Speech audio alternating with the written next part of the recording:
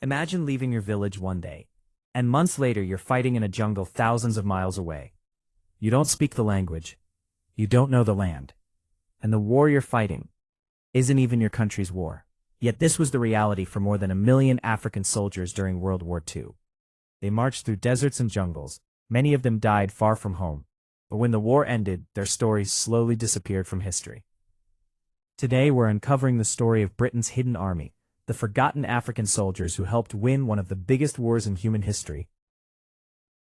Before we go on, if you enjoy untold history like this, hit the like button and subscribe to the channel.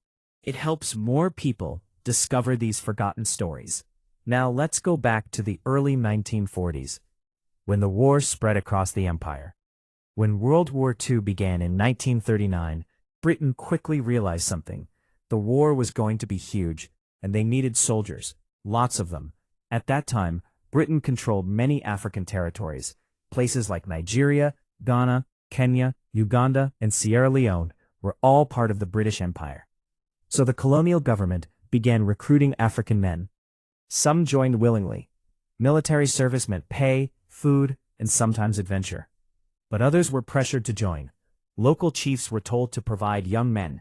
Entire communities suddenly saw their sons leave for war. Many had never even left their villages before.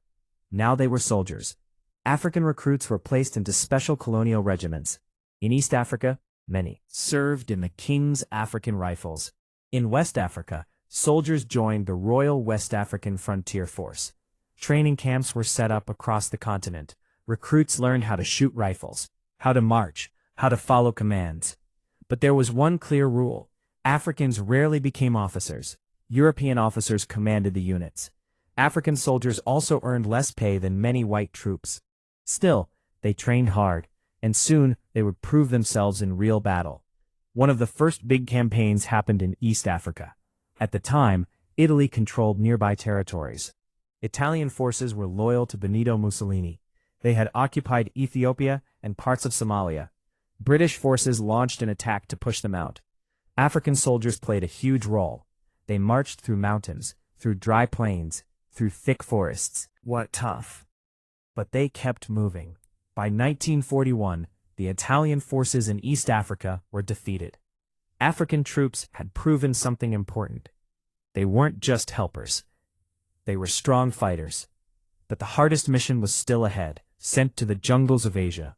Soon thousands of West African soldiers were sent somewhere even farther away. Their destination was the brutal Burma campaign. This would become one of the toughest campaigns of the war. Japanese forces had taken control of Burma. That threatened British India.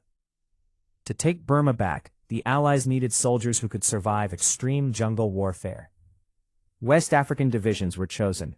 For many soldiers, the journey was unbelievable. They crossed oceans by ship. Some had never even seen the sea before. Now they were sailing to another continent. Fighting in the jungle. The jungle was thick. The air was hot and wet. Rain poured down for days during the monsoon season. There were snakes, insects, and disease. Sometimes soldiers had to march for days with heavy loads. Food, ammunition, equipment. Often there were no roads, just narrow jungle paths. But something amazing happened. African troops adapted quickly. Many British commanders noticed their stamina. Some soldiers could march incredible distances through the jungle. They became known for their endurance. And that endurance helped the Allied forces push back Japanese troops. The fighting in Burma was intense. Japanese soldiers were skilled jungle fighters. Battles often happened at very close range. Ambushes were common. Visibility was poor. Sometimes the enemy was just a few meters away. They captured positions. They reopened supply routes. They helped weaken Japanese control of the region. But the cost was high. Many soldiers were wounded, many never returned home. And outside the battlefield, very few people heard their stories. In 1945, World War II finally came to an end. Soldiers around the world celebrated. African veterans returned home expecting recognition. After all, they had fought in a global war. But things didn't go as they hoped. Most returned to colonies still ruled by European powers. Opportunities were limited. Pensions were small. Many struggled to find work. Some felt forgotten. Others felt betrayed. They had risked their lives for an empire that still denied them basic rights. But something important had changed. These soldiers had seen the world, had fought in global battles. They had worked alongside people from many nations, and many began asking a simple question. Why were their countries still under colonial rule? This question helped fuel independence movements across Africa. Within a few decades, nations like Ghana, Nigeria, and Kenya gained independence. In a strange way, the war that strengthened the British Empire also helped weaken it. If you enjoy stories like this, don't forget to like this video, subscribe and share it. Because there are many forgotten stories in history, and together we can bring them back into the light.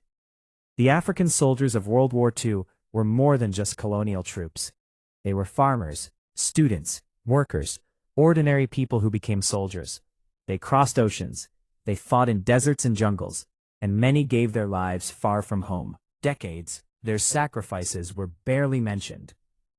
But history is slowly remembering them, and their story reminds us of something powerful. The people who shape history the most are the ones the world almost forgot.